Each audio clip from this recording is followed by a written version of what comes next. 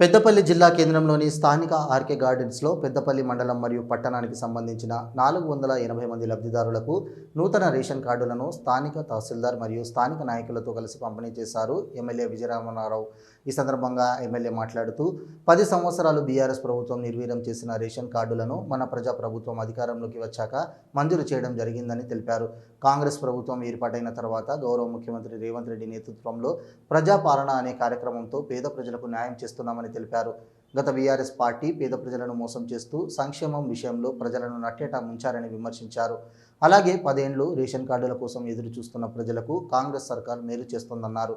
Ration card ద్వారా పంపిణీ చేసే బియ్యంపై చాలా పేద కుటుంబాలు ఆధారపడి ఉంటాయని, వారికి తీవ్ర అన్యాయం చేసిన ఘనత బీఆర్ఎస్ ప్రభుత్వానిదే అని స్పష్టం చేశారు.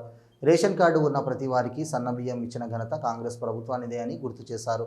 రేవంత్ అన్న సర్కార్ విద్య మరియు వైద్యంపై చిత్తశుద్ధితో పనిచేస్తుందని, అలాగే 5 లక్షలు ఉన్న ఆరోగ్యశ్రీ పథకాన్ని 10 లక్షలకు పెంచి పేద ప్రజల వైద్యానికి తోడ్పాటును అందిస్తున్నామని తెలిపారు.